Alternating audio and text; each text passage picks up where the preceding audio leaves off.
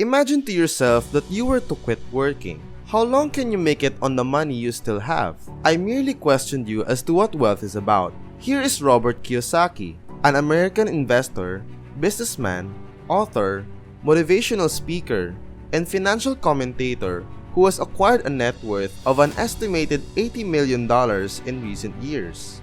Curious to know something fascinating? He didn't come from a rich family. His family actually lacked the best financial education and frequently struggled with money, similar to the majority of people who work but don't. So, how exactly did Robert end up wealthy today?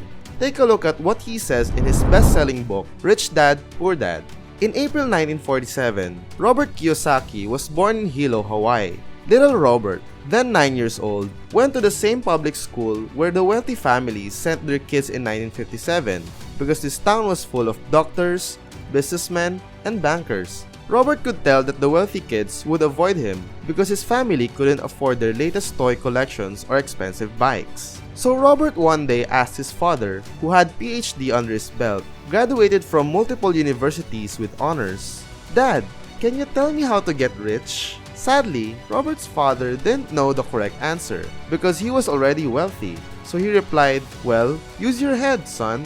What will be referred to as Poor Dad is his real father. His financial situation ultimately worsens despite the fact that he wasn't poor at the time and was actually doing quite well. Little Robert now has a friend named Mike, whose father is referred to as a rich dad. He began teaching Robert and his son Mike how to truly become wealthy.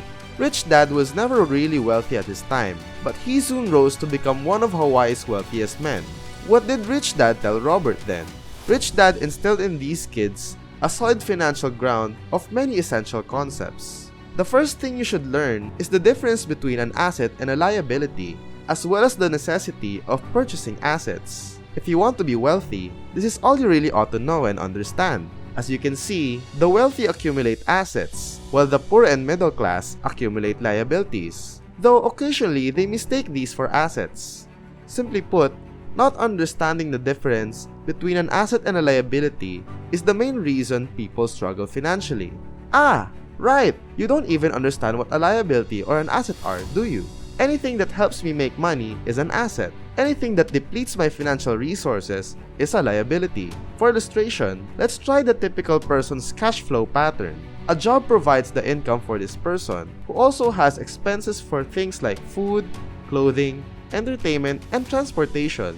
Sad to say, he lacks assets, but is certainly burdened by liabilities, including loans, credit cards, taxes, mortgages, and, believe it or not, a house, all of which require regular withdrawals from his bank account. Let's now examine how the cash flow pattern actually functions for the wealthy. Instead of trying to increase their income from their regular job, which is currently their only income stream, they purchase and acquire assets that generate passive income for them.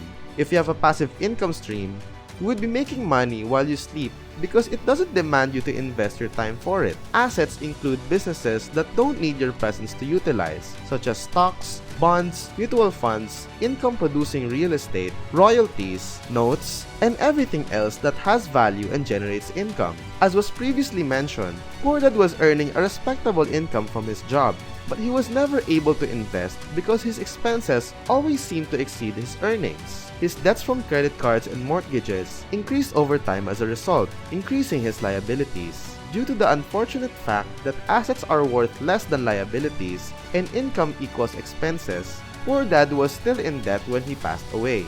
Rich Dad, on the other hand, has a personal financial statement that accurately reflects his investment and liability management strategies. As a result, he has been able to maximize assets while minimizing liabilities, resulting in income that exceeds expenses. This is mainly the reason why the rich are making more money. Their assets produce more than enough revenue to cover costs, with the remaining sum being reinvested in the asset column. The income increases as the asset column does, and vice versa. Even though both fathers put in a lot of effort, they have different attitudes and viewpoints. Study hard, one father advised, so you can land a job at a respectable company. The other advice is to do a proper research so you can choose a reliable company to invest in. One advised playing it safe and avoiding risky financial decisions. Learn how to control your risk, advised the other. One person stated, "I can't afford that." "How can I afford that?" said the other.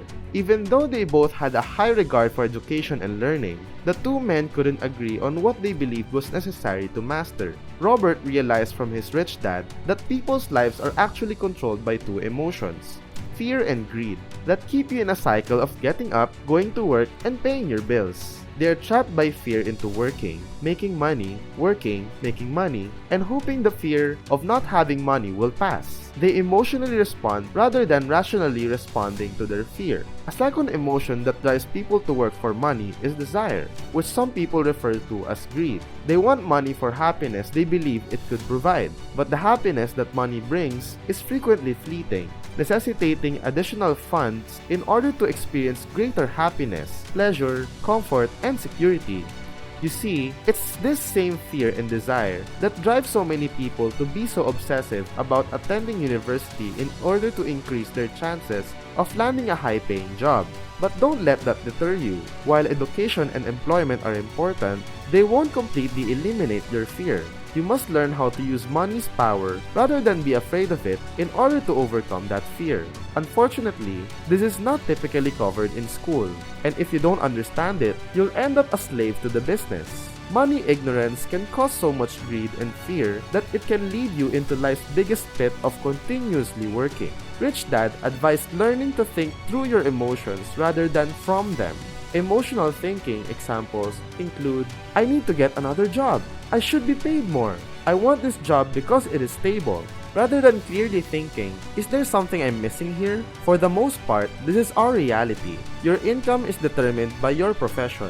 Remember, for rich people, their assets constitute their income. Apply these learnings to your life because if I were to ask you to define wealth, how long would you be able to live if you quit working today? You may laugh at me if I say that money now works for me rather than for me working for it. Thank you for tuning in. If you want to see more insightful videos like this, please like and subscribe. Until next time!